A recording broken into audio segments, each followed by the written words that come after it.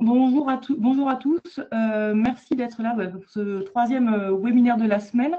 Alors, comme disait Yann, juste pour les petites questions techniques, tous ceux qui ont en dehors des intervenants, tous ceux qui ont les micros ouverts, peut-être de les déconnecter pour pas qu'on entende les bruits de fond sur la plateforme. Voilà, c'est tout. Juste peut-être Donc moi, je suis Virginia Dohan, je suis la directrice de la Technopole de Castres et je suis avec Yann Peter, qui est notre responsable du développement des entreprises, et Alexandre Poveda, qui est notre chargé de mission sur la création aussi d'entreprises. Vous voyez juste peut-être une petite slide à l'écran, c'était pour vous présenter qui nous sommes, nous, Technopole. Donc, on est vraiment une structure d'appui à l'innovation pour le développement économique du territoire de Castres-Mazamet. Donc, on vient vraiment en soutien comme bras armé en fait, de la com d'Aglo. Notre vocation, c'est vraiment l'accompagnement des porteurs de projets innovants.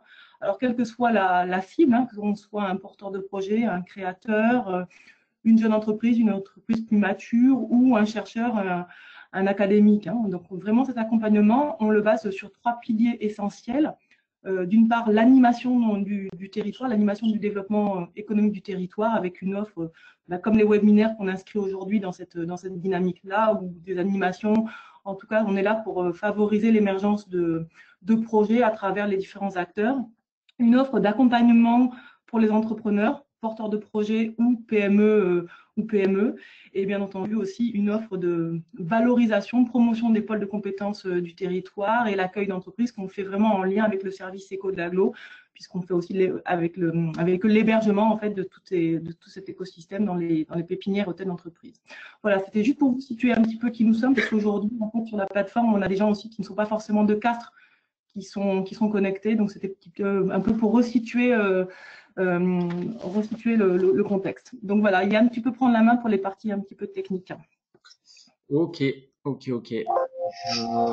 Donc voilà, on a souhaité faire cet atelier sur la partie financement à destination des entreprises, parce on a constaté ces derniers jours qu'il y avait énormément de mesures et qu'il était compliqué pour une entreprise de savoir si on pouvait y prétendre, si on y était éligible. L'articulation qui prévaut souvent, c'est une articulation qui met en place et la banque et la BPI. Donc c'est pour ça qu'on a choisi aujourd'hui de faire intervenir en tandem ces deux types de partenariats. La banque qu'on a fait intervenir, c'est la Banque Populaire Occitane, qui est représentée par son directeur adjoint du centre d'affaires, Philippe Fossat. Et côté BPI, c'est notre interlocuteur tarnais chargé d'innovation, Peter Gabriel Tramont. Voilà, ce sont donc pour les deux des interlocuteurs qu'on côtoie régulièrement dans le cadre des activités de la Technopole par rapport à nos entreprises d'innovation. Mais là, aujourd'hui, le focus sera pas que sur l'innovation, il sera beaucoup plus large. Et donc, au niveau des petites règles, voilà, comme on l'évoquait, vous avez la possibilité, on va commencer par la présentation côté Banque Populaire Occitane. Et ensuite, on basculera sur la BPI, mais on fera des petites coupures régulièrement pour répondre à vos questions. Donc, n'hésitez pas à les poser à travers le chat. On les relaiera verbalement pour que Philippe, qui est sur mon téléphone, puisse les entendre, et Peter, qui va être sur le webinaire, l'entende aussi. Donc voilà, posez-nous les questions par chat et on les relaiera, il n'y a pas de souci. On va pouvoir attaquer. Donc je vais d'abord laisser la parole et présenter le support de la Banque Populaire qui m'a été envoyé. Hop là. Alors, je ne sais pas si vous le voyez à l'écran ou pas. Ça doit être pas mal. Vous voyez le support? Je pense que c'est bon. Voilà. Donc voilà, je vais vous laisser la main. Je vais commencer par toi, Philippe. Donc tout le monde est à l'écoute. Et puis côté spectateur, téléspectateur, n'hésitez pas à vous poser vos questions. Ok. Écoutez, bonjour. Fossat, directeur adjoint des centres d'affaires au niveau du Tarn, avec au niveau de la Banque Populaire Occitane. Pour vous parler rapidement de la Banque Populaire Occitane, c'est 203 agences sur 8 départements avec 1900 collaborateurs, et on accompagne tout type de clients, que ce soit du particulier, du professionnel, des entreprises, agriculteurs, associations et collectivités. Yann est venu vers nous pour parler du fameux PGE, prêt garantie État, que vous avez sûrement dû entendre parler, soit par voie de presse, soit entre vous. Donc, je vous ai fait un PowerPoint qui reprend le grand format par rapport à ça. qui va vous donner des éléments que vous connaissez peut-être ou que pour certains vont découvrir. Voilà, il y a plein à votre disposition pour en parler. Yann, tu peux passer au contexte? Oui, j'y suis. Tu y es? Ok. Donc, au niveau du contexte, donc, le chef de l'État a annoncé le 16 mars dernier donc, la mise en place d'une enveloppe de 300 milliards d'euros pour garantir tous les nouveaux crédits de trésorerie que les entreprises solliciteraient auprès de leurs banques suite à la crise sanitaire Covid. Entre parenthèses, je vous ai marqué New Money parce que c'est vraiment la volonté de l'État, c'est-à-dire que ça soit du New Money, c'est-à-dire du nouvel argent qui soit mis dans l'économie réelle. L'objectif, c'est absolument pas de mettre du crédit pour dire je vais aller rembourser mes crédits actuels. Non, non. On vient aider et on essaye de mettre en place tous ensemble, toutes les banques, de la place de la New Money pour aider l'économie réelle. Donc, le grand principe, il s'agit d'une garantie de l'État opérée par son agent BPI. Donc, c'est un triptyque entre l'État, BPI et les banques de la place. Elle est déléguée aux banques, elle bénéficie auprès de trésoreries qui seront mis en place à compter du 16 mars et ce jusqu'au 31 décembre 2020 inclus. Donc le PGE est à destination des sociétés immatriculées en France. Donc sont concernées toutes les entreprises, y compris artisans, commerçants, agriculteurs, professions libérales et auto-entrepreneurs. Les associations, sociétés d'économie mixte, fondations qui sont inscrites également au CIREN. Les caractéristiques du prêt garanti par l'État. Donc, un PGE est composé de deux périodes. Une période initiale de différé total d'amortissement, donc avec un capital plus intérêt de 12 mois. Donc, pendant 12 mois, vous ne réglez absolument rien. Et ensuite, une période d'amortissement optionnel qui arrivera après cette phase de différé total, qui pourra aller jusqu'à 5 ans maximum à la décision du client et à l'issue de la période initiale de 12 mois. Donc, ce PGE bénéficie d'une garantie d'État à 90%. Donc, les banques ont une garantie d'État à 90%. Il ne faut prendre aucune autre garantie. Donc, la seule garantie qui peut être facultative, mais à décision du client, sera l'assurance décès, la fameuse ADE. Donc, le montant maximum qu'une entreprise pourra prétendre, ça sera sur la base de 25% de son chiffre d'affaires hors taxe sociale. Donc la petite astérix vous renvoie en dessous pour voir cette base-là. Donc c'est sur la base des comptes 2019 s'ils ont été publiés ou dans le cadre d'une attestation d'un expert comptable ou du pas DAF concernant ces fameux comptes publiés en 2019 ou s'ils ne sont pas disponibles sur la base des comptes publiés en 2018. Pour les entreprises créées donc après le 1er janvier 2019 ou les entreprises innovantes, le plafond donc du prêt garanti pour ces sociétés-là pourra correspondre à 2 fois la masse salariale brute, hors charge patronale. Yann, la prochaine. Ouais, ça prend un petit peu de temps pour basculer sur la slide suivante, ouais, mais tu me dis quand c'est en visio. Ouais. Alors.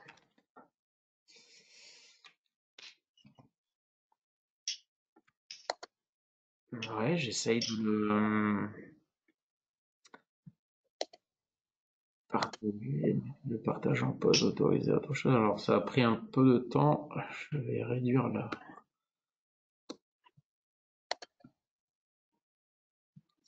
Hop. Je pense que c'est ça. Oui, c'est bon. On a basculé sur la slide éligibilité. Oui.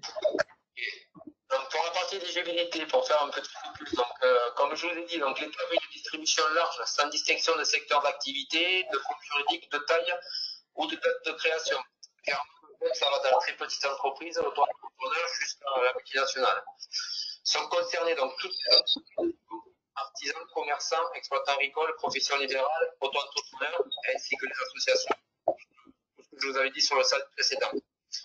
Les seules exclusions portent sur les sociétés civiles immobilières, sur les sociétés de gestion de portefeuille, les organismes d'assurance et les agents financiers, et sur les entreprises qui font l'objet d'une procédure collective prévue aux articles 2, 3 et 4 du livre 6 du Code du commerce, et sur les associations ne payant pas d'impôts et n'ayant pas de salariés. Sur le prochain, tu me dis quand il est en visio. Oui. Donc, c'est les étapes pour obtenir le prêt PGE, hein, c'est ça? Ouais, C'est ça. ça s'affiche, dans quelques secondes. Ça y est, tu peux y aller. Ok. Concernant donc les étapes pour obtenir un prêt PGE, je vous ai mis entre parenthèses, il faut bien expliquer l'ordre des choses, surtout le premier mois.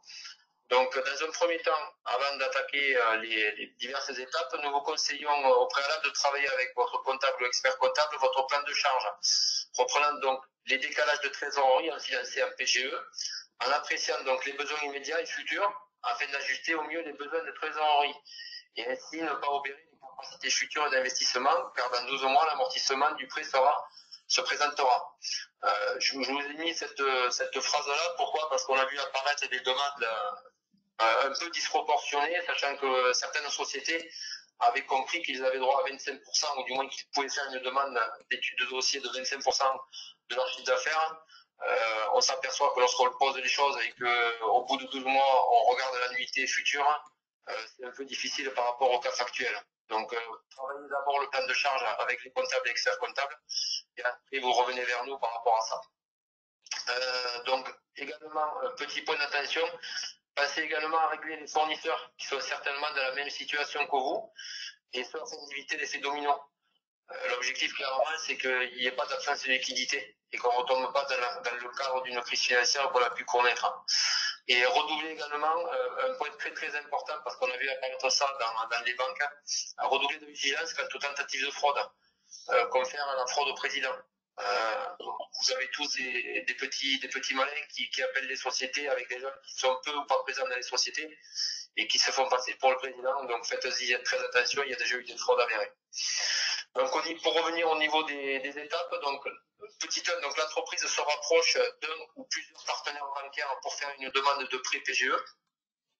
Donc un petit 2, après examen de la situation de l'entreprise, donc selon les fameux critères d'éligibilité qu'on a vu auparavant et de l'étude du dossier, la banque donne un préaccord pour un prêt PGE.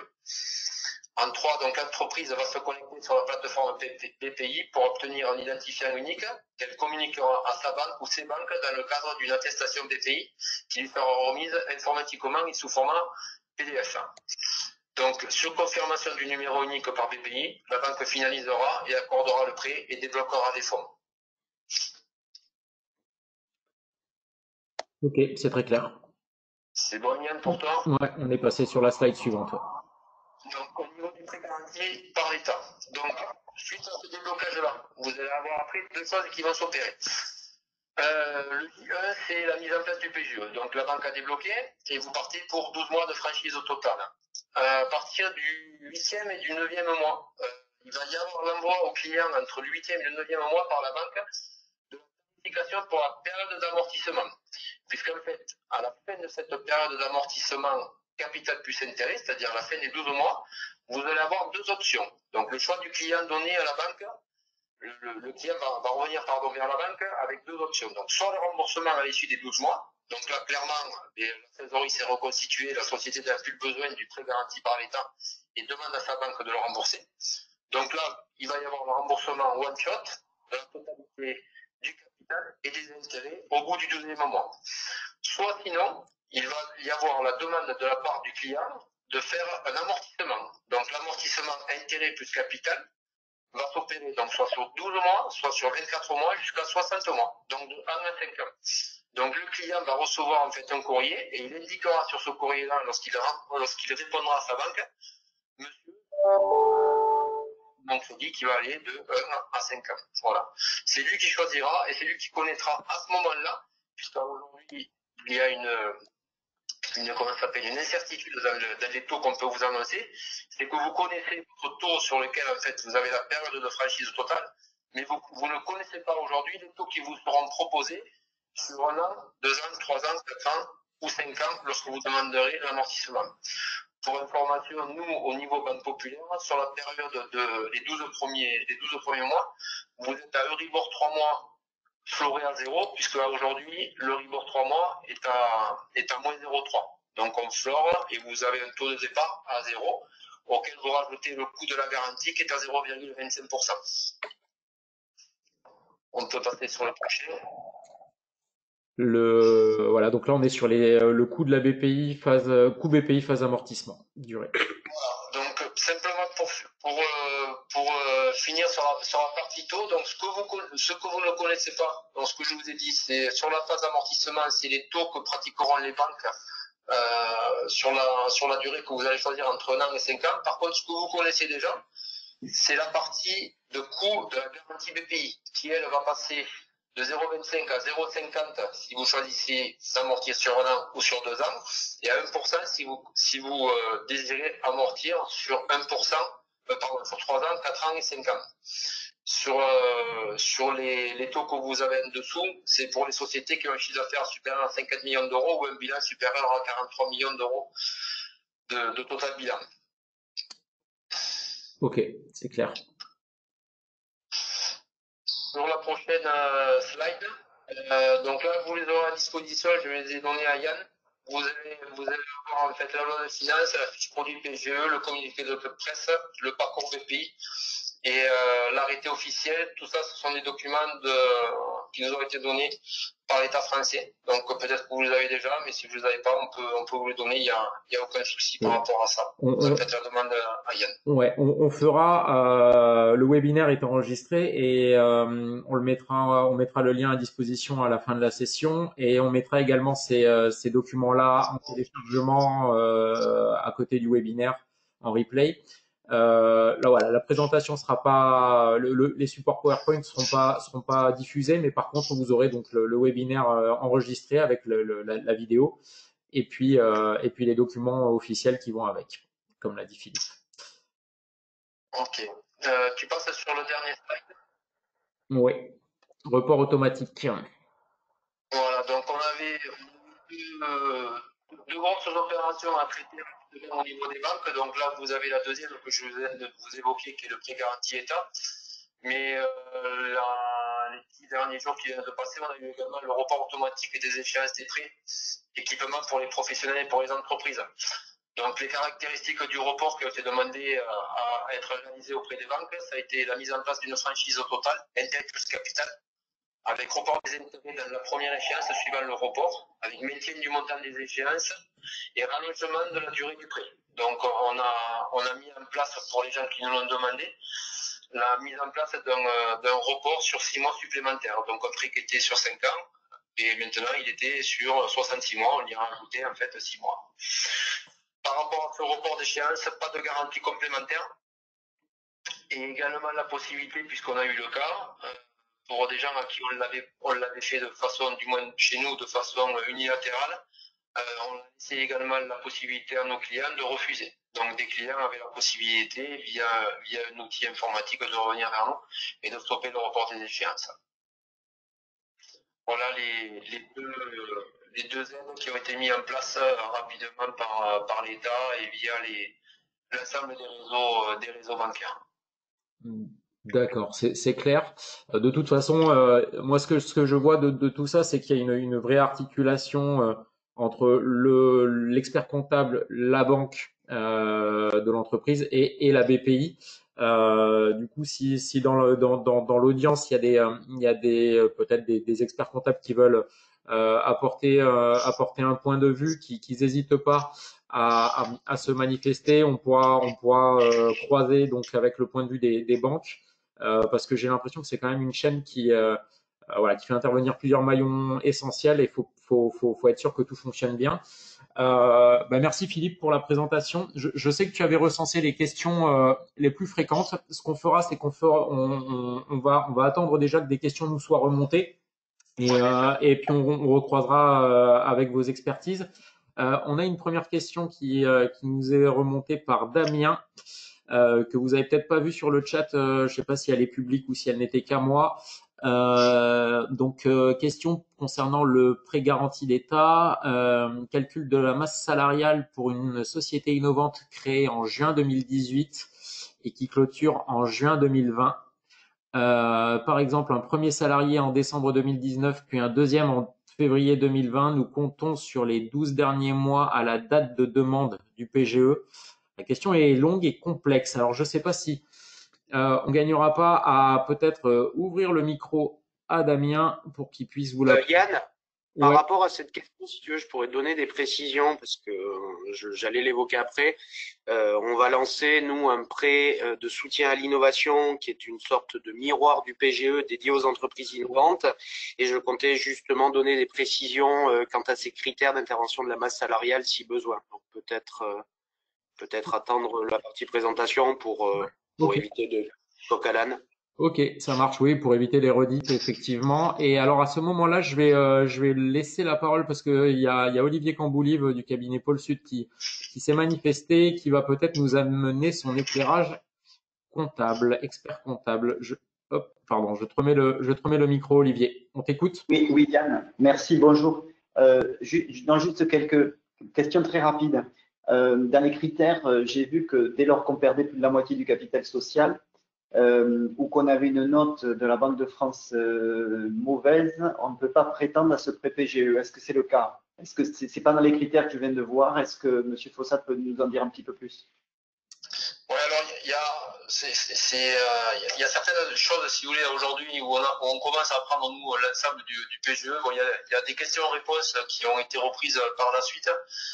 Pour répondre déjà sur la partie notation, à aujourd'hui, toute société en France a une notation Banque de France. Clairement, ce qui a été dit, c'est que pour toutes les sociétés, il y a une note supérieure à 5+. Sachant que les meilleures sociétés partent à 3++, et graduellement jusqu'à 9. Il a été laissé en fait aux banques la possibilité d'apprécier, c'est pour ça que derrière, je vous ai dit qu'il y avait une étude de dossier, d'apprécier en fait la solvabilité, la qualité de la société derrière et peut être amené à refuser un dossier. Parce qu'il ne faut pas oublier derrière qu'il y a quand même une notion de risque et que même si derrière vous avez 90% de garantie d'État, les banques sur les 300 milliards qui vont être mis sur la table, il va y avoir quand même 30 milliards de risques qui vont être pris par la banque. Donc il y a une étude de dossier. Clairement, pour notre part, nous, Banque Populaire, on apprécie le dossier unitairement, on regarde la notation Banque de France, qui est une notation qui nous permet d'appréhender une notation qui a été réalisée par nos pairs, c'est-à-dire la Banque de France, et on considère tout dans son ensemble pour suivre ou pas sur la demande du PGE. Après, clairement, ce qui a été mis en place derrière, c'est que même si vous recevez, et là je ne parle pas que pour la Banque Populaire, mais pour l'ensemble des banques, même si vous recevez un refus suite à une demande de PGE, vous avez le médiateur. Donc vous pouvez vous tourner vers le médiateur par rapport à ça. Juste une autre petite question. Merci, Monsieur Fossat. Juste une autre petite question. On a vu qu'il y a un prêt rebond aussi qui est mis en place par la région. Et est-ce qu'il se lie avec le prêt PGE? Est-ce qu'il est indépendant de celui-là? Olivier, on aura la réponse tout à l'heure, mais effectivement, c'est un point qui sera abordé. On aura la réponse tout à l'heure avec la présentation de la BPI, qui est opérateur du prêt rebond. C'est ça. Voilà, donc la question est très bonne et effectivement tu verras qu'il y a ce couplage, mais on le laissera dans le détail de la présentation de Peter Gabriel. Moi j'avais une petite question peut-être complémentaire, j'en vois pas d'autres sur le chat, donc je me permets de l'anticiper. Ma question c'est est-ce qu'il y a une notion de fonds propres pour calculer le montant de ce prêt garanti d'État? Le montant du PGE, nous, on a comme information le montant maximum que peut demander une société, c'est-à-dire 25% de son chiffre d'affaires. Voilà, le critère des fonds propres n'est pas forcément pris en considération. Ok. Le critère des fonds propres, après, il faudra regarder exactement dans les questions-réponses. Aujourd'hui, il y aura une difficulté sur certaines sociétés par rapport à ce niveau de fonds propres, si on a des fonds propres négatifs, par exemple. Ok. Et une question plutôt pratique, est-ce qu'on peut demander plusieurs PGE successifs? Quelle est la meilleure démarche pour une entreprise, sachant qu'on est dans un espèce de flou sur l'impact économique que va avoir l'épidémie, qu'on ne sait pas combien de temps ça va durer. Est-ce qu'il faut budgétiser sur 6 mois? Est-ce qu'il faut découper sur une première session de 3 mois d'inactivité ou de baisse d'activité? Qu'est-ce qui est conseillé par la banque ou par la BPI sur ces aspects-là? Alors, pour la partie banque, ce que j'ai dit tout à l'heure, c'est que déjà clairement il faut avoir un plan de charge sur les prochains mois. Après, nous ce qu'on conseille en fait aujourd'hui aux intervenants, experts comptables et chefs d'entreprise ou directeurs financiers, c'est surtout en fait de le faire graduellement. Je m'explique, il y a la possibilité d'avoir un plafond maximum de 25% de son chiffre d'affaires, mais rien n'oblige la société à réaliser d'entrée one shot une demande de 25% de son chiffre d'affaires parce qu'elle a le droit d'en faire plusieurs. D'accord? Dans le cadre maximum de 25% de son chiffre d'affaires et jusqu'à la date butoir du 31 décembre. Donc, la plupart du temps, ce qu'on dit aux sociétés, c'est regardez bien votre plan de charge, par exemple, jusqu'à fin mai, mi-mai, faites un premier PGE, faites la proposition à une banque si vous n'avez qu'une seule banque ou à plusieurs banques si vous avez plusieurs banques. Ça permet quoi? Ça permet déjà d'asseoir la trésorerie pour être tranquille jusqu'à fin mai. Derrière, à fin mai, j'espère qu'entre le 2 ou le 3 avril que l'on est aujourd'hui et le 31 mai, il y aura eu quand même des choses qui auront changé, j'espère dans le bon sens, et qui permettra peut-être d'analyser sa trésorerie et de revenir après sur un PGE face aux banques. Mais clairement, aujourd'hui, la seule chose qui était gênante au tout début, c'était que dans le premier mois de la mise en place du PGE, la société n'a le droit de faire qu'une seule demande. Alors, une seule demande, je m'explique bien la chose, c'est une seule demande, que ce soit une demande groupée auprès de plusieurs banques ou une demande unitaire si je n'ai qu'une seule banque. Et après, par la suite, la société a bien le droit de demander plusieurs PGE. Ok, très bien. Très bien, très bien. Je vois pas de questions, hormis celle de Damien, mais qu'on va traiter sur le support de Peter Gabriel. Donc, je vais basculer sur la présentation de la BPI. Peter, je vais te passer la main pour partager ton écran. Hop.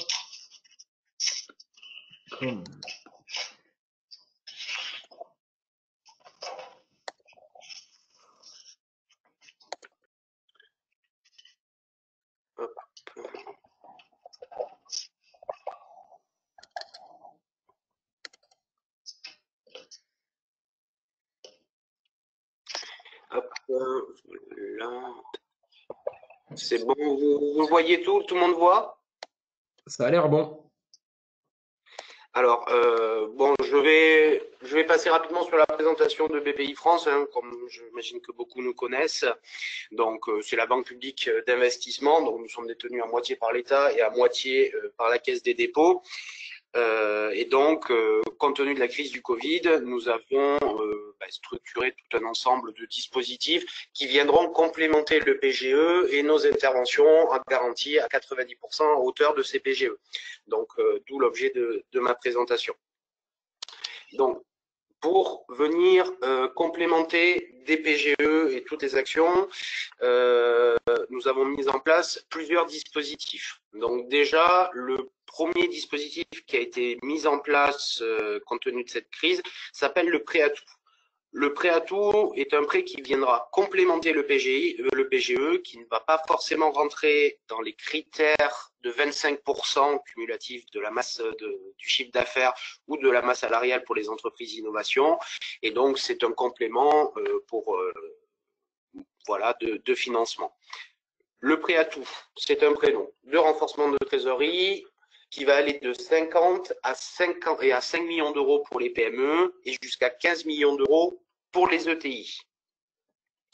Ce prêt va avoir une durée de 3 à 5 ans et de 6 à 12 mois de différé d'amortissement. Donc ça, c'est vraiment à la main de l'entreprise en fonction donc des conditions qu'elle le souhaite.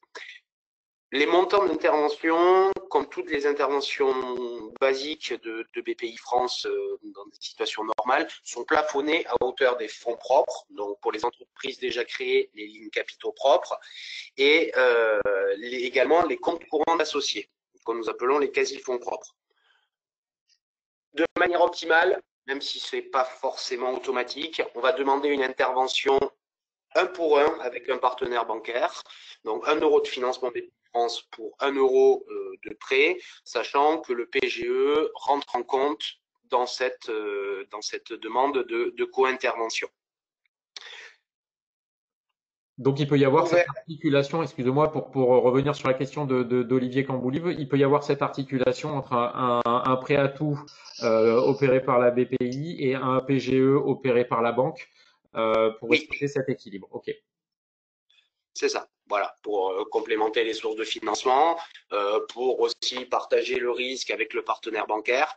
Donc vraiment, l'idée, ben, voilà, c'est essayer de trouver des solutions complémentaires qui peuvent venir complémenter les besoins des entreprises. Okay. Ouvert pour les TPE, PME, ETI disposant au moins d'un bilan minimum de 12 mois. Ça va être un critère important pour l'éligibilité du prêt à tout. Ensuite, taux de 2,5%, sans frais, sans garantie. Et pour les entreprises qui le souhaitent, nous pourrons mettre en place une assurance décès invalidité pour se couvrir. Ce prêt, deux solutions pour le solliciter, soit directement sur le site internet de BPI France, bpifrance.fr, soit en ligne, soit avec votre interlocuteur que vous avez déjà, soit avec moi, soit au travers de la personne qu'on vous passera si vous appelez le standard. Donc, il y a toujours une ligne téléphonique pour répondre à vos questions et interrogations.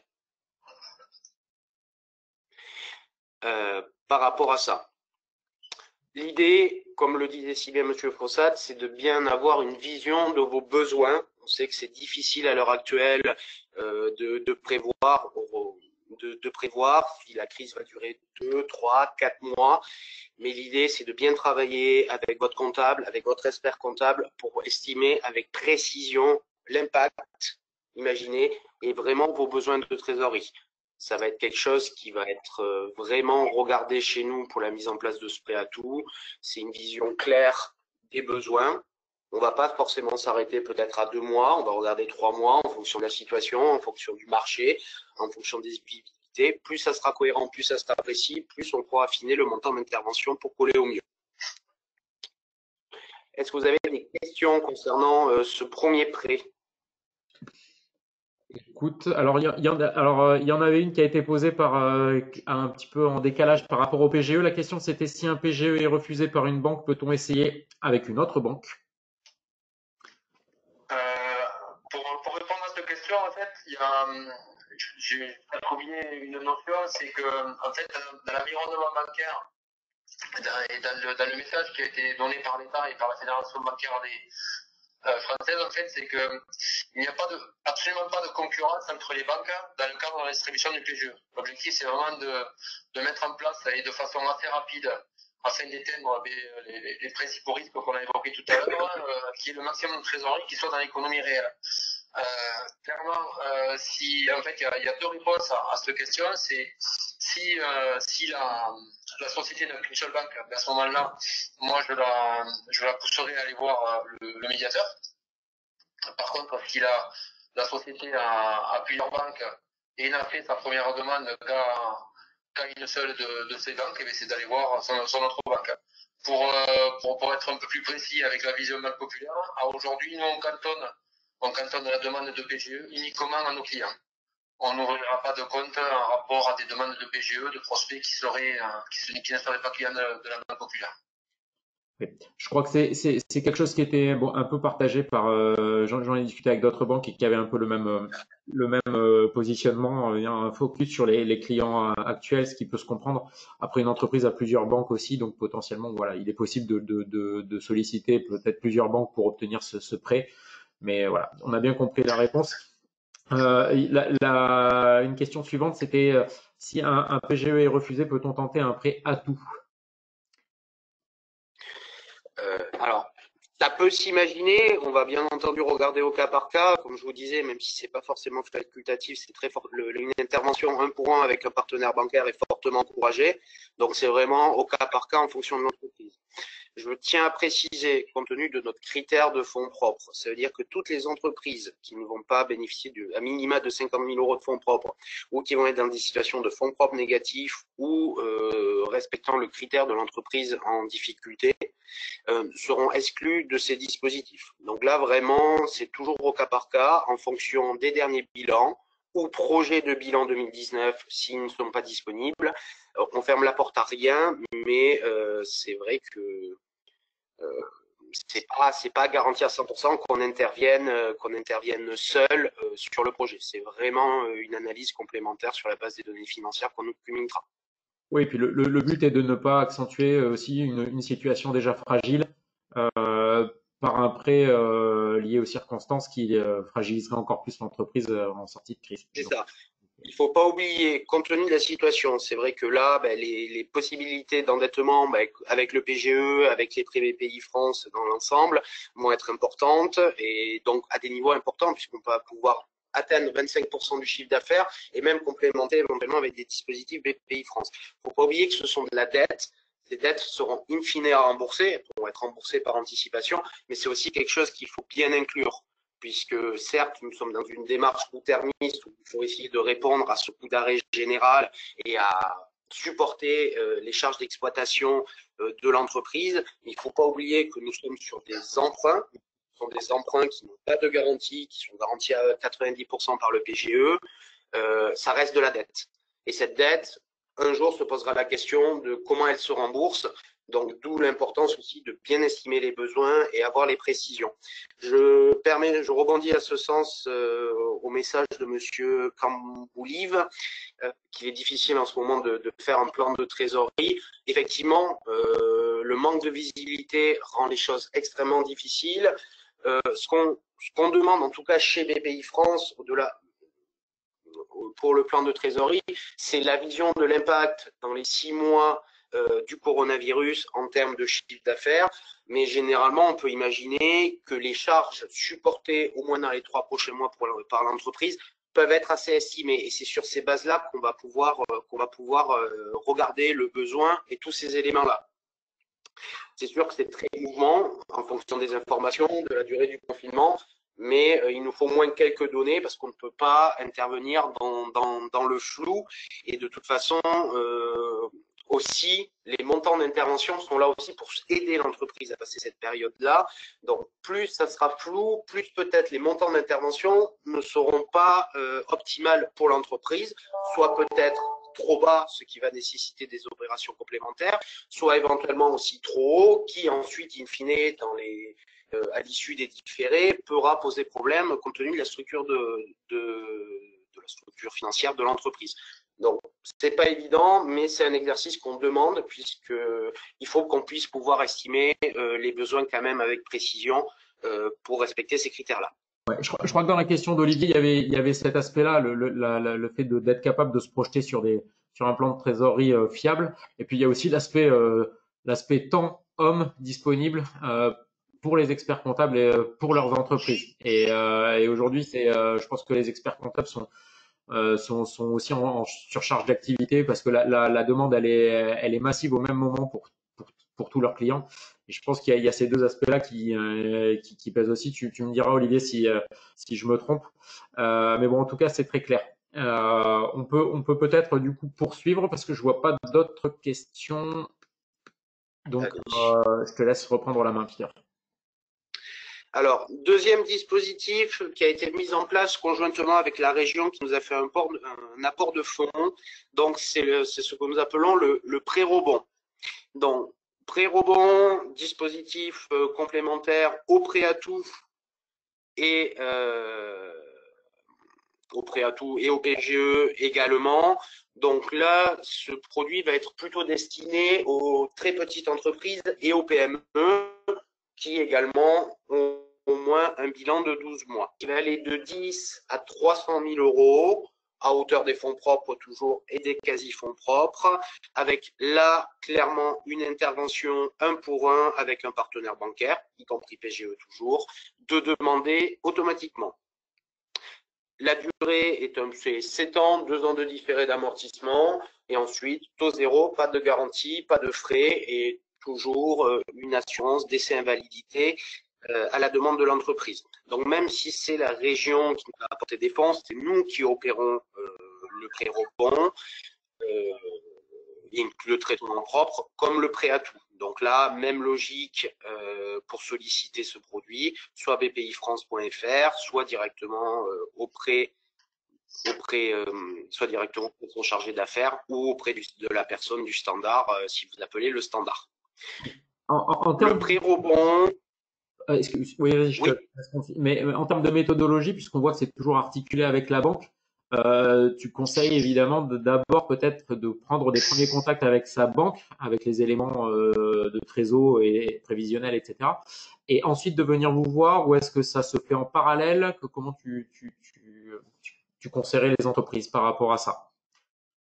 De manière générale, j'invite toutes les entreprises à déjà approcher leurs partenaires bancaires, c'est leurs partenaires au jour le jour, donc aussi qui connaissent bien l'entreprise, qui connaissent bien les dossiers. Donc déjà approcher son partenaire bancaire, et une fois que vous avez commencé à faire les démarches, avoir un peu de visibilité, là n'hésitez pas à revenir vers nous pour solliciter ces dispositifs-là. Ok. Donc ça, on peut avancer en parallèle sur les deux dossiers, et dans certains cas, par exemple en cas d'attribution de pré-rebond, on pourra conditionner à l'obtention de financement bancaire, je dis bien obtention et non pas de décaissement, pour lever les conditions suspensives du versement des fonds. Donc ça, c'est clairement imaginable. Même si, remarque importante, même si le pré-rebond est à 300 000 euros, au regard des nombreuses sollicitations que nous avons, le montant possible, clairement, d'intervention de BPI France ne sera pas de 300 000 euros en toute transparence. L'idée, à l'heure actuelle, c'est essayer d'en faire profiter le maximum d'entreprises. Donc, vraiment, ça va être vraiment le pré-rebond, un prêt qui va venir complémenter déjà un financement bancaire, peut-être un prêt à tout, mais on ne proposera pas le maximum possible, afin vraiment de pouvoir faire profiter au plus grand nombre. Ok. Philippe, tu voulais compléter peut-être avec quelque chose? Oui, Yann, je voulais dire que nous, on est en place pour essayer, parce que bon, on est face à des gens, c'est normal, qui veulent avoir une rapidité de réponse. Et surtout dans le cadre du confinement que tout le monde a, même si nous encore on est dans les bureaux. Nous, ce qu'on propose, c'est de faire des réunions téléphoniques avec l'entreprise, toutes les banques, et bien sûr, si le TI peut être présent, et l'expert comptable ou le comptable, ça peut mettre du lien. Ça peut surtout avoir des éléments en fait d'approche qui peuvent être différenciants selon les banques, et surtout avoir des questions-réponses beaucoup plus rapides et être beaucoup plus à la fonctionnalité, et pouvoir donner en fait le rendu du plan de charge que les banques attendent par l'expert comptable aussi rapidement. En fait, l'objectif, c'est surtout d'essayer de gagner du temps. Oui. Donc, n'hésitez pas à demander à votre banque ou à vos banques, si vous en avez plusieurs, mais de réaliser des entretiens téléphoniques. Tout le monde est confiné, tout le monde n'a pas, c'est d'ailleurs refusé, donc tout le monde ne peut pas se déplacer physiquement. Mais accentuer là-dessus, sachant qu'aujourd'hui, pour redonner un ordre d'idée, puisqu'on était sur le délai, bon, on n'a pas encore nous toute la périmétrie en fait de la charge de travail qui va nous arriver, sachant que on a les mêmes problématiques que dans tous les secteurs d'activité. Si on a une maladie, des gens qui sont également aussi en congé. Mais aujourd'hui, pour vous donner un ordre de grandeur, entre le moment où on reçoit une demande de PGE et le moment où on sort les contrats signés par le chef d'entreprise et débloqués, on a eu les premières demandes début de fin de semaine dernière, et on a fait les premiers déblocages aujourd'hui. Donc on est à peu près sur 5-6 jours ouvrés. Bon, clairement aujourd'hui, on n'a pas reçu encore toute la vague. Mais bon, vous voyez à peu près compter 10 jours ouvrés pour le moment où vous faites la demande et le moment où vous aurez le déblocage, quoi. Ouais, d'accord. Donc avec tous les acteurs autour d'une visioconférence, ça devrait quand même permettre d'avancer efficacement. Ouais. Ok. Visio ou téléphone, enfin, voilà, avec de la modernité, on est capable de pouvoir avancer. On avait des questions pratico-pratiques justement. On voit qu'il y a plusieurs prêts qui existent et du coup les gens se posent la question sur ce qui est le plus intéressant, comment optimiser dans la situation difficile. Est-ce que le prêt rebond est plus intéressant que le PGE? Objectivement, est-ce qu'on peut les comparer? Alors, c'est sur le papier, effectivement, le pré-rebond est plus intéressant puisqu'il offre 2 ans de différé d'amortissement sans frais, sans coût de garantie et à taux zéro. Après, ce ne sont pas les mêmes montants. C'est vraiment un dispositif complémentaire au PGE, aux solutions de financement des entreprises. Donc, clairement, je n'invite absolument pas les entreprises à arbitrer entre un PGE et un prêt rebond. Ça peut être deux solutions qui se veulent complémentaires, en sachant qu'en termes de montants, comme je le disais tout à l'heure, ce seront des montants beaucoup plus faibles que ceux possibles dans le cadre du PGE.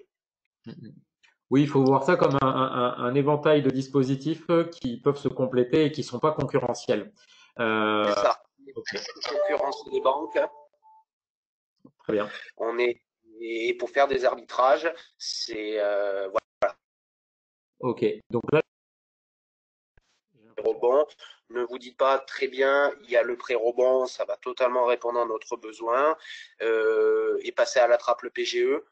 Je voulais pas le faire, ce serait une mauvaise stratégie, puisque peut-être que compte tenu des demandes, les montants du pré-rebond ne répondront peut-être pas en totalité à l'étendue de votre demande de financement.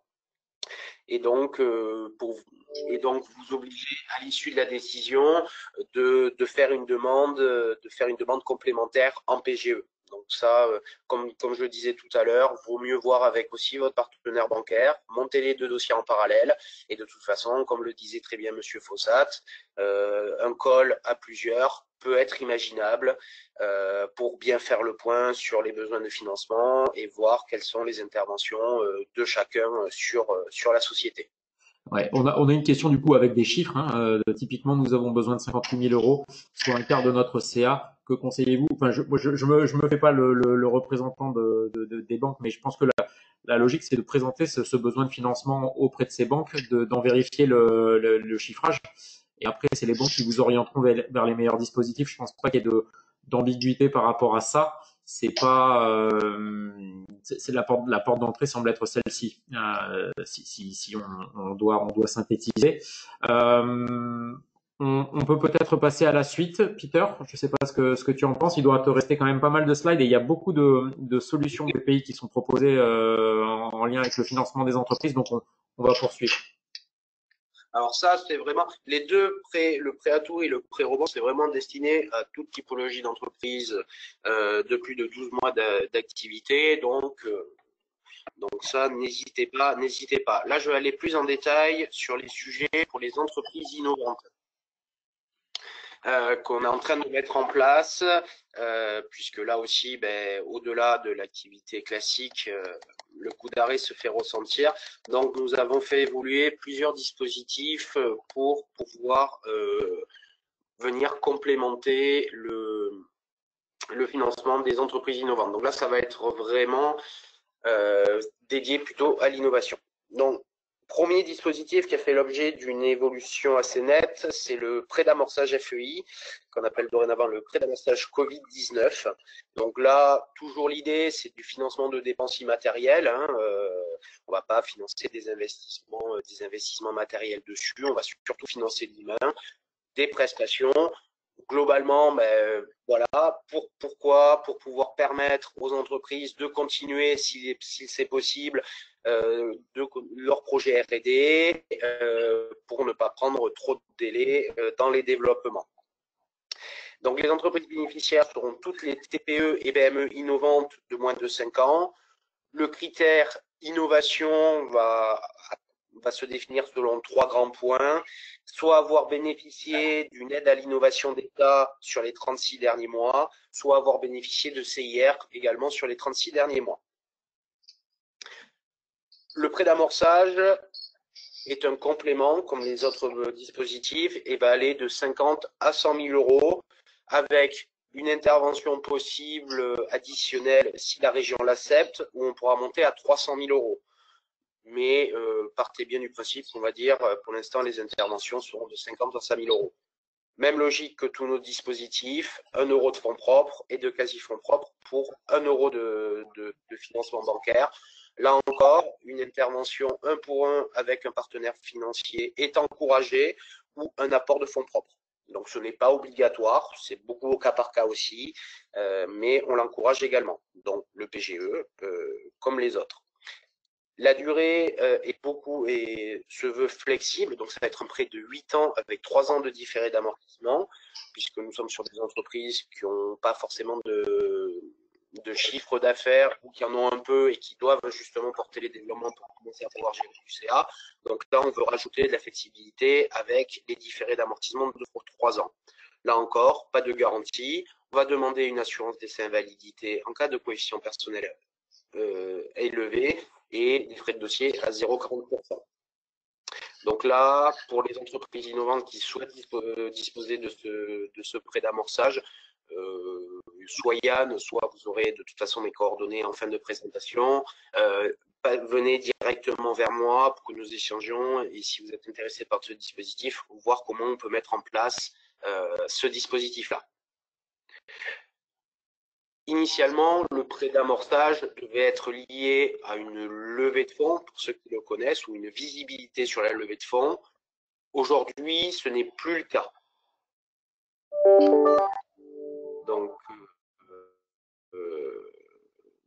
Donc n'hésitez pas, et on fait au cas par cas. Peut-être des questions sur le prêt d'amorçage, investissement? Je ne vois pas qu'il y en ait dans le chat. Non, j'en vois pas. J'en vois pas. On peut poursuivre. Donc voilà, je continue donc, en sachant que en complément, le prêt d'amorçage investissement FEI, qui est le pendant du prêt d'amorçage, va être également ouvert dans ces conditions pour les entreprises de moins de 8 ans, avec des montants d'intervention plus élevés.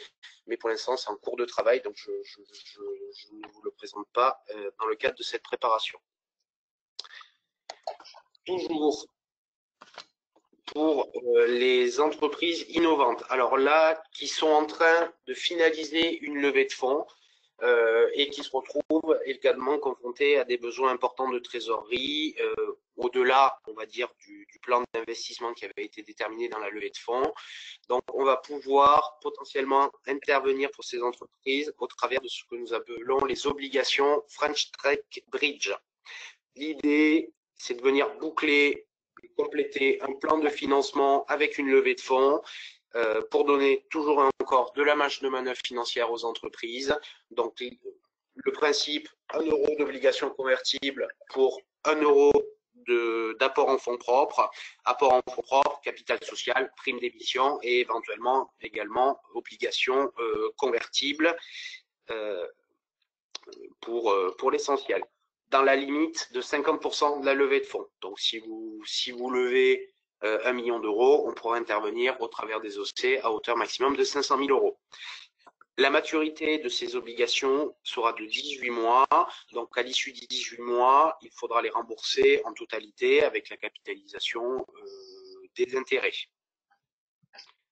L'idée, ce n'est pas de transformer ces obligations convertibles pour que BPI France vienne prendre une partie du capital. Vraiment, l'idée, c'est de rassurer les fonds, de rassurer les business angels, de rassurer les groupements de business angels qui veulent finaliser la levée de fonds, qu'il y ait un partenaire complémentaire pour voilà, rassurer et boucler le plan de financement et les besoins exceptionnels qui sont apparus avec cette crise. Là encore, le dépôt se fait en direct auprès de BPI France, pas forcément au travers du site BPI France en ligne. Donc là, je vous invite aussi, si vous êtes dans ce cas de figure, à me solliciter directement pour ces OC. Ouais, j'ai mis tes coordonnées, Peter, dans le chat. Et après, voilà, c'est pareil, hein, soit en direct, soit par nous. N'hésitez pas. Enfin, on peut faire le lien également. C'est logique. Je réponds je vois qu'il y avait une question de Monsieur Mortomas. Donc, si le pré-rebond et le prêt à tout sont seulement réservés aux entreprises innovantes, non, le pré-rebond et le prêt à tout sont ouverts à toutes les entreprises qui disposent d'un premier bilan de 12 mois. Les seules exclusions seront les sociétés civiles immobilières et les entreprises financières. Après, ensuite, donc, pour les autres dispositifs, donc l'autre dispositif s'appelle le prêt de soutien à l'innovation. Vous en avez peut-être entendu parler dans la presse. Donc, ce dispositif va être techniquement officiellement lancé lundi ou mardi prochain. C'est un miroir du PGE dédié exclusivement aux entreprises innovantes. toujours dans le but de renforcer les besoins de trésorerie et le BFR. Donc là, on va être sur des conditions très similaires au PGE, donc ouvert à toutes les entreprises innovantes immatriculées en France. Le montant, oula, pardon, j'ai fait une erreur dans mon PowerPoint. Donc, ça c'est bien. Correction en live, ça c'est parfait.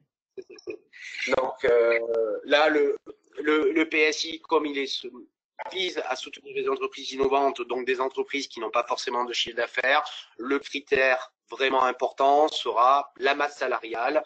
Donc, soit sur la base de la masse salariale du dernier bilan ou dernier projet de bilan 2019, soit sur la base d'un document de l'expert comptable qui estime la future masse salariale. Donc, ça va être cet élément va être extrêmement important pour l'intervention, soit une visibilité sur l'existant, soit vraiment un document probant de l'expert qui estime la masse salariale à venir. Ouais, je pense qu'Olivier qui disait déjà qu'il y avait beaucoup de sollicitations pour l'expert comptable va voir passer cette information avec beaucoup d'intérêt, j'imagine. En tout cas, c'est intéressant pour les entreprises innovantes, effectivement, de pouvoir se projeter sur du prévisionnel. Bon, après, c'est pas simple à faire, mais parce qu'aujourd'hui, le PGE excluait quand même une grosse partie des entreprises que nous, on connaît au quotidien, à la Technopole notamment. Donc voilà, dispositif qui semble avoir un intérêt et qu'on exploitera. Très bien. Je confirme Yann, la problématique, c'est le nombre de demandes qu'on peut avoir. Déjà, elles commencent à être très nombreuses et avec peu d'informations disposant de la part des clients sur leur devenir, c'est très très compliqué à faire.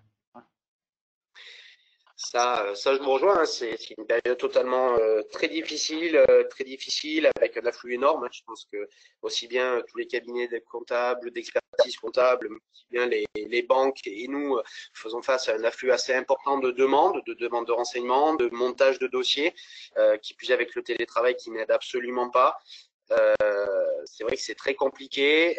Peut-être que des fois les demandes peuvent paraître lourdes en termes de prévision, de trésorerie, d'estimation de la masse salariale, mais là aussi, plus les données, dans la mesure du possible, bien entendu, seront précises, plus le montant d'intervention paraîtra cohérent en fait. Ces dispositifs sont là pour aider les entreprises. C'est vrai qu'on est dans l'urgence, mais l'urgence ne veut pas dire de mal faire les choses.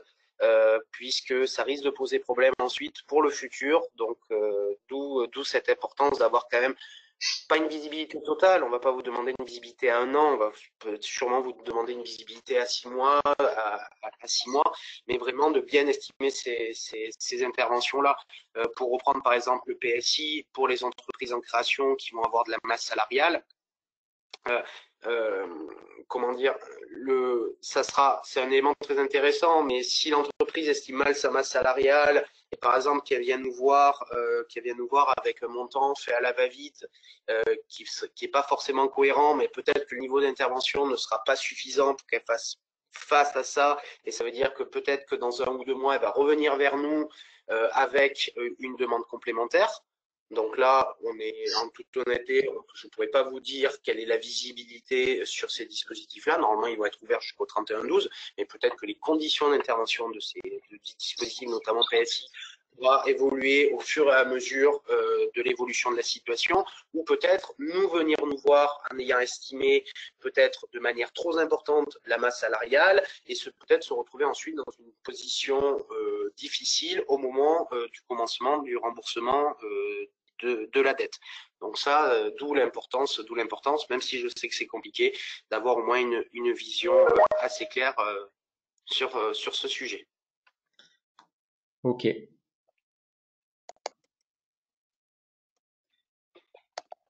Pour compléter les conditions du PSI, même logique que le PGE, donc une période de différé totale d'amortissement de 12 mois, capital et intérêt, et ensuite, avant la date d'anniversaire, la société aura la possibilité de déterminer si elle souhaite amortir cet emprunt de 1 à 5 ans maximum. À l'heure actuelle, des tarifications sont en train de déterminer et seront disponibles à partir de lundi ou de mardi. Parfait. Donc voilà pour dans les grandes lignes les dispositifs de soutien. Je sais qu'il y a voilà, ces dispositifs sont mis à jour en fonction aussi de l'évolution de la situation et de la vision de l'État. Il se peut que d'autres nouveaux dispositifs soient au fur et à mesure mis en place ou certains soient modifiés. Mais en tout cas, voilà dans les grandes lignes les accompagnements BPI France. Sachant que pour complémenter, à l'image des banques, hein, pour les entreprises qui sont déjà clientes chez nous, nous avons suspendu de manière automatique depuis le 20 mars toutes les échéances, tous les remboursements et le paiement des intérêts pour 6 mois. À l'exclusion des sociétés énergiques, donc celles qui ont bénéficié de prêts éco-énergie, de la GSA et des maisons de retraite. Ok. Voilà pour les bons dispositifs. Donc, je sais que c'est lourd, il y a beaucoup d'informations, mais on est là aussi pour vous répondre, que ce soit directement de BPI France.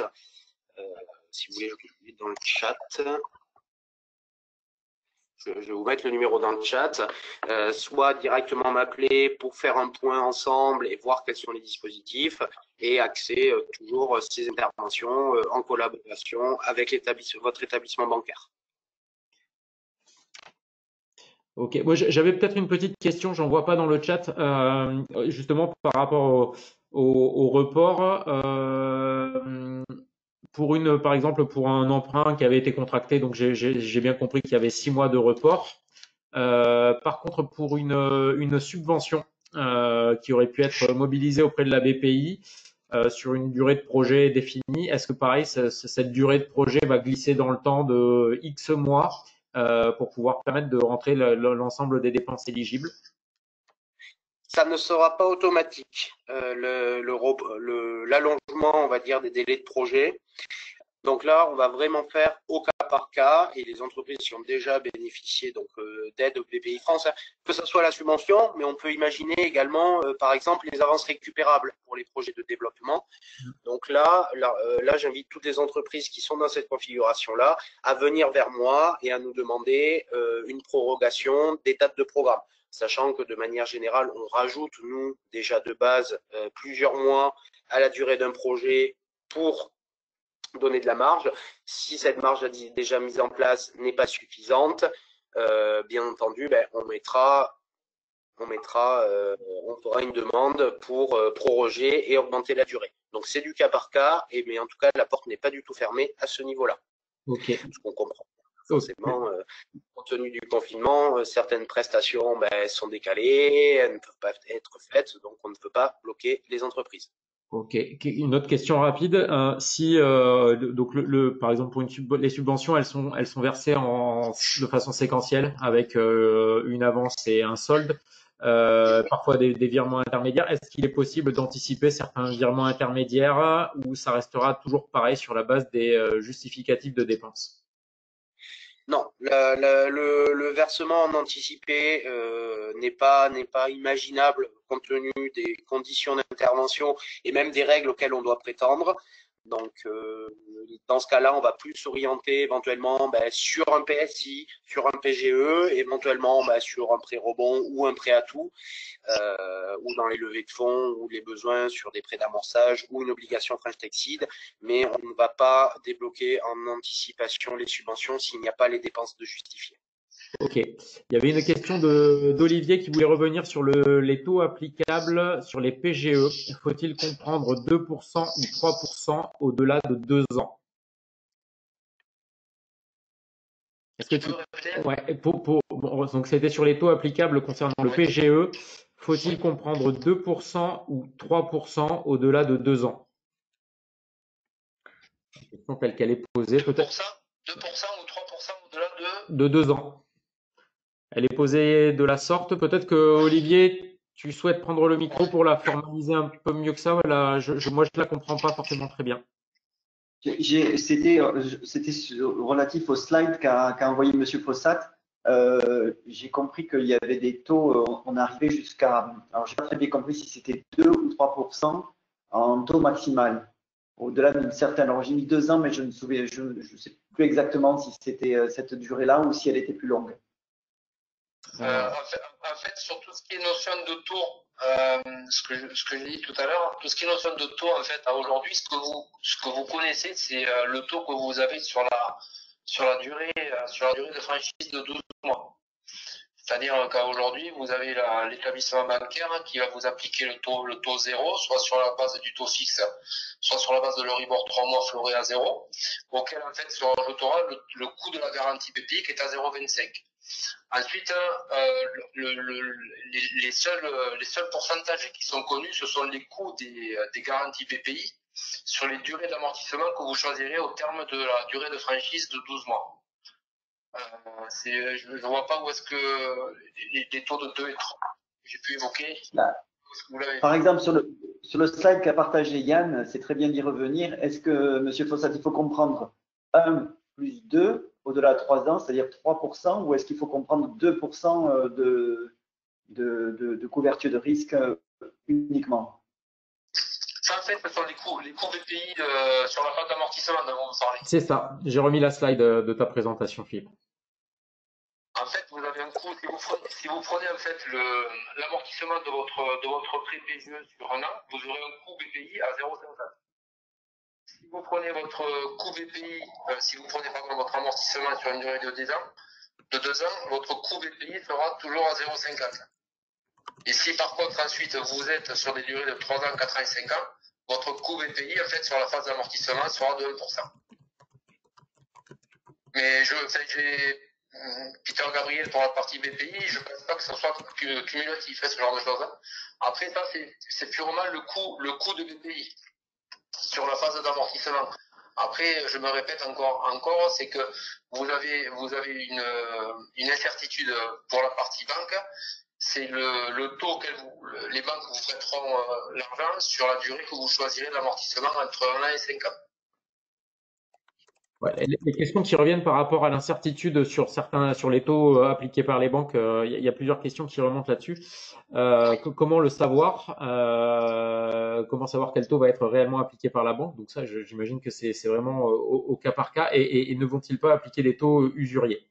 C'est les questions qui remontent telles quelles. Je vais être porte-parole des banques via la Fédération bancaire française. Après, je vous rejoins, on n'a pas de certitude, si ce n'est en fait que toutes les banques se sont engagées à octroyer à prix coûtant les prêts garantis par l'État. Donc, clairement, actuellement, le taux est proche de 0 pour la première année, augmenté de la prime BPI, qui est appliquée au principal du prêt. Et ensuite, avec le coût de la ressource variant d'une banque à l'autre, il se peut qu'il y ait des petites différences de taux sur les prêts garantis par l'État sur la période d'amortissement. Mais je vous rejoins, l'objectif clairement, il est à l'heure actuelle la volonté de protéger les entreprises et les emplois du secteur géographique sur lequel on évolue. Mais on a cette incertitude-là. J'ose espérer, je pense que tous les acteurs économiques qui sont autour dans la webinaire ont la volonté que tout le monde existe demain. J'ose espérer qu'on n'appliquera pas de taux usurier. L'objectif, il est vraiment pas là, quoi. Sachant que là, on est quand même dans des garanties d'État avec des prêts réglementés. Donc, je pense que également derrière, la commission bancaire ou les organes de tutelle feront des descentes dans les banques pour voir ce qu'il y a lieu de faire. Et dans tous les cas, il y aura toujours par rapport à ça. Mais je ne pense pas qu'une banque s'amuse à pratiquer des taux usuriers. Corrigez-moi, Monsieur Fossat, si je me trompe, mais de toute façon, on est dans le cadre d'un prêt à taux variable, donc remboursable à tout moment. Et je vois que les premières propositions qui ont été faites à certains de mes clients, c'est de dire au-delà de la période de différé, c'est à vous à choisir. Vous choisirez à ce moment-là le mode de remboursement en fonction du taux qui vous sera proposé et des conditions. Donc, il peut y avoir de toute façon une annulation finalement d'un remboursement anticipé et des renégociations derrière, non? Ah, mais clairement, de toute façon, les banques écriront à chacun de leurs clients qui auront souscrit un PGE en leur donnant la possibilité de pouvoir prétendre à une phase d'amortissement s'ils le décident, avec derrière les taux qui seront appliqués selon les durées choisies. Donc après, de deux choses l'une, soit la société a la capacité financière de pouvoir tout rembourser, et elle le fait, et à ce moment-là, elle n'aura eu que 0,25, et après, ça sera au taux du marché en rapport en fait à la durée d'amortissement qu'elle choisira.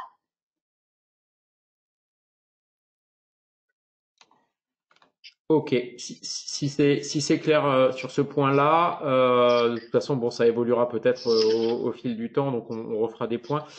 J'ai une question qui est passée à côté, qui concerne aussi bien BPI que BPO. Pour un PGE ou un PSI, qu'en est-il des mandataires sociaux pour le calcul de la masse salariale? C'est-à-dire mandataires sociaux qui n'ont pas de CDI, sont-ils pris en compte dans le calcul de cette masse salariale? Alors, je ne sais pas qui peut répondre. Je suis un peu blanc là-dessus. Et alors ça, c'est techniquement nous dans le PSI, les mandataires sociaux apparemment pourraient être pris en compte, mais c'est quelque chose qui nous reste à valider à l'heure actuelle. Ok. Donc ça, j'aurai sûrement plus de visibilité à ce sujet, moi lundi ou mardi, quand toutes les conditions les plus fines, on va dire, seront finalisées. Très bien. On fera le lien avec Damien qui posait cette question, qui est peut-être plus en ligne, mais à qui on remontera l'information. J'avais vu une question s'il fallait demander de Christophe qui disait s'il avait bien compris en premier lieu faire une demande auprès de sa banque puis se tourner vers BPI France. Oui, généralement c'est le schéma qu'on va encourager. Déjà voir votre partenaire bancaire, commencer des discussions et après appeler BPI France une fois que vous avez entamé ces discussions. Ok, parfait. Je vois pas de. Ouais, si je peux intervenir 2 secondes. Ouais, Si je peux intervenir. Oui, vas-y, Christophe. Ouais, non, j'ai posé cette question parce que mon partenaire bancaire, qui est la Caisse d'épargne, m'a dit il y a 2 jours que c'était d'abord moi d'aller voir d'abord la BPI avant d'aller voir ma banque. Voilà. Donc toutes les banques ne sont pas au courant du processus, quoi. Après, tout est en train de s'adapter, le processus. Comme je vous disais, nous, comme les. Alors, attends, parce que là, vous répondez tous les deux.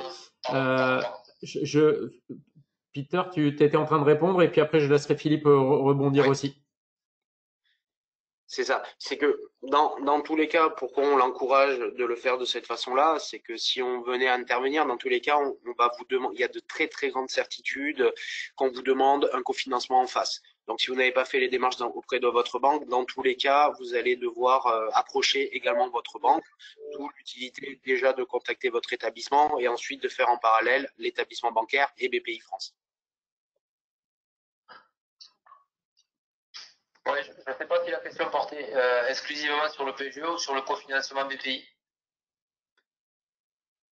Christophe, tu veux reprendre ta question, la reformuler?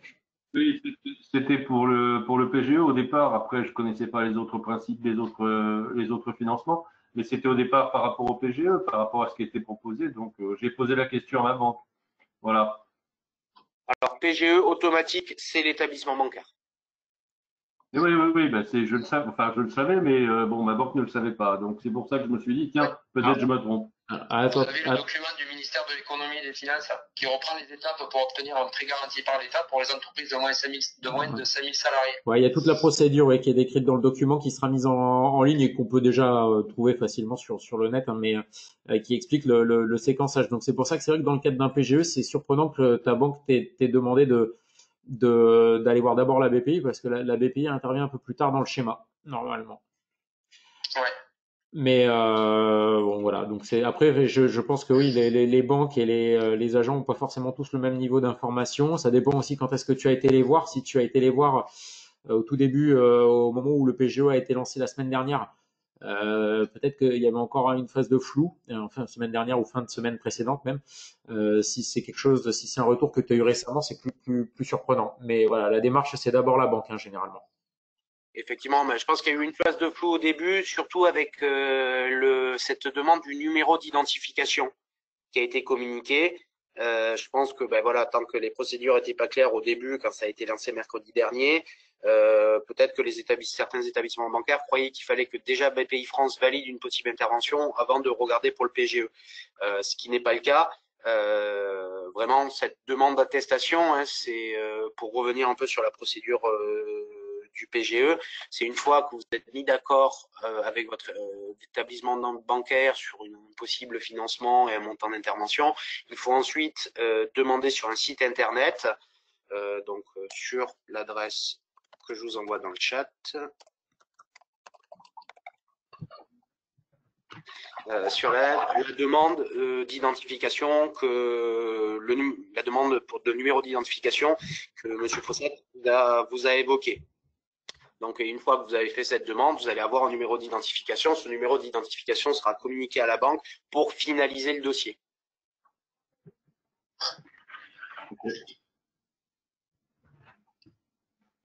Ok, oui, c'était mardi dernier. Bon, c'est pas grave. Parce que Christophe, il y a Philippe qui était en train d'amener un complément d'information de la Banque Populaire. Oui, non, simplement l'identification, en fait, c'est clairement ce que vous allez récupérer de la part de BPI, c'est clairement un document qui va s'appeler attestation, sur lequel, en fait, vous aurez le nom de la société, en tête BPI également, et également les établissements bancaires que vous aurez renseignés. C'est pour ça que vous êtes obligé de passer en premier lieu par la banque. La banque vous donne un préaccord PGE, vous allez ensuite chez BPI et vous identifiez les banques qui vous ont donné un préaccord sur cette attestation-là. Voilà, ça s'appelle bien le document attestation. Et le document que vous donnez à votre banque, c'est bien le document attestation. Ok. Et bien important, l'attestation et ce numéro d'identification sera un numéro unique pour l'entreprise. Donc, il va servir aux partenaires bancaires de vérifier aussi les autres demandes éventuelles auprès d'autres établissements dans le futur. Donc, bien entendu, conservez bien ce numéro et cette attestation, c'est très important. Oui, également, okay. Où il y aurait un second PGE de demander un peu plus tard s'il y avait un séquençage ou des choses comme ça, ça sera le même numéro d'identification. Ok, alors je vous informe juste qu'on a la plateforme qui nous est réservée jusqu'à 12h30, donc on a encore 6 minutes pour continuer d'évoquer certains points de détail qui pourraient vous intéresser. Et si on a fait le tour, voilà, faites-moi signe s'il y a des questions. Mais je pense que c'était assez clair. On a balayé quand même pas mal de choses. On voit que c'est, même avec un peu de recul, parce que les dispositifs ont maintenant une semaine, voire un peu plus de temps, on voit que c'était bien de refaire cette précision-là pour comprendre un petit peu la méthodologie et surtout qui allait contacter en premier, l'articulation avec l'expert comptable. Et c'était bien de repréciser tout ça. S'il n'y a pas d'autres questions, je vais remercier déjà les gens qui se sont inscrits à ce webinaire et puis surtout nos deux intervenants. On a fait au mieux avec les solutions techniques. Donc merci Philippe pour ta présence par téléphone et pour le support pour la présentation. Et simplement Yann, je voulais juste finir en fait clairement pour vous indiquer la volonté de notre établissement, c'est avant tout vous dire qu'on est confronté à une situation exceptionnelle de crise sanitaire, avec une ampleur, une gravité qu'a priori aujourd'hui on ne connaît pas, et qui ont vraiment des impacts profonds en fait et durables dans l'économie, comme sur notre société, puisqu'on fait partie à part entière de l'économie réelle. Donc clairement, notre volonté c'est de rassurer les chefs d'entreprise. On essaiera de les informer au mieux, de leur apporter de l'expertise, de conseils, et analyser avec eux les effets de cette crise sans précédent. Voilà. Mais surtout d'être rassurés, on sera là et on est là pour vous renseigner. Voilà. C'était aussi l'objet de ma présence aujourd'hui et la réponse favorable que j'ai faite à ton invitation. Ok, bah merci à toi pour la disponibilité. Merci aussi Peter pour les éléments, pour l'éventail de solutions. On n'a pas trop parlé de la région, mais la région communique beaucoup sur les dispositifs qu'ils opèrent et leur spécificité. Donc vous trouverez beaucoup d'infos sur ce que fait la région aussi. Mais là, globalement, on a quand même les deux partenaires clés sur le terrain aux côtés des entreprises. Merci Peter. Avec plaisir. Pour complémenter, hein, vraiment, je sais que voilà, certains nous connaissent, certains ne nous connaissent pas forcément. On peut paraître des fois un peu éloigné du terrain, mais en tout cas, on est là aussi pour répondre. BPI France est là vraiment pour soutenir aussi bien les banques au travers des garanties que les entreprises. Donc, on est là pour vous répondre, que ce soit direct via moi directement avec mes coordonnées, soit par téléphone, soit par mail, soit au standard, soit au travers de BPI France en ligne. Il ne faut absolument pas hésiter, si vous avez des questions, à revenir vers nous. On est là pour vous répondre. On est dans une situation compliquée, une crise économique assez majeure et inédite. Donc voilà, n'hésitez pas. Beaucoup d'incertitudes, mais si on peut réussir à lever quelques-unes de ces incertitudes, voilà, et pouvoir vous accompagner, vous rassurer, ben on est là aussi pour ça. Parfait. Ben merci encore à tous. Juste un petit mot pour conclure, pour vous dire que nous, on continue nos webinaires sur les semaines qui viennent, en faisant évoluer bien évidemment le programme en fonction des actualités. On a vu qu'il y avait des notions de reprise progressive sur certaines professions. Donc, on aura la possibilité mardi avec le cabinet FIDAL de poursuivre et d'illustrer un petit peu la méthodologie en matière de droit et de devoir pour une reprise potentielle d'activité. Et puis on poursuivra le programme avec d'autres ateliers que vous verrez passer dans les communications à travers nos mails de la Technopole. Voilà, merci à tous.